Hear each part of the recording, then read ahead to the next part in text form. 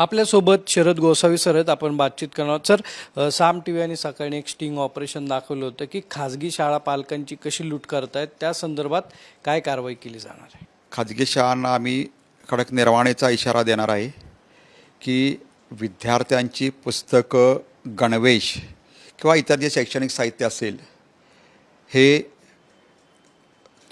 विद्यार्थ्यांना किंवा पालकांना ज्या ठिकाणी त्या ठिकाणी घ्यायला आहे. तुम्हाला असं अमुकच दुकानातून घ्या किंवा शाळेतूनच घ्या असं तुम्हाला बंधनकारक करता येणार नाही. आता हेल्पलाईन नंबर आपण दुसऱ्या ठिकाणी केला होता, दुसऱ्या गोष्टीसाठी केला होता, प्रामुख्याने सुरक्षिततेबद्दल केला होता. परंतु ह्याची जर एकूण व्याप्ती बघता तर तो पण आपल्याला करता येईल. शासनाची मान्यता घेऊन तो पण हेल्पलाईन नंबर करता येईल आणि त्या हेल्पलाईनवर जर पुराव्यासकट तक्रार करायला पाहिजे, म्हणजे कोणीही तक्रार केली असं नाही, पुराव्यासकट तक्रार केली तर निश्चितपणे त्या शाळांवर आम्ही कारवाई करू.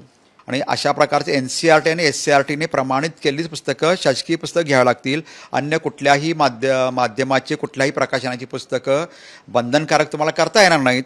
हां, पालकांची इच्छा असेल तर पालक स्वतःहून घेऊ शकतात, परंतु शाळांना असं बंधनकारक करता येणार नाही. कॅमेरामॅन आदेश कटकेसह सागर साम टीव्ही, पुणे.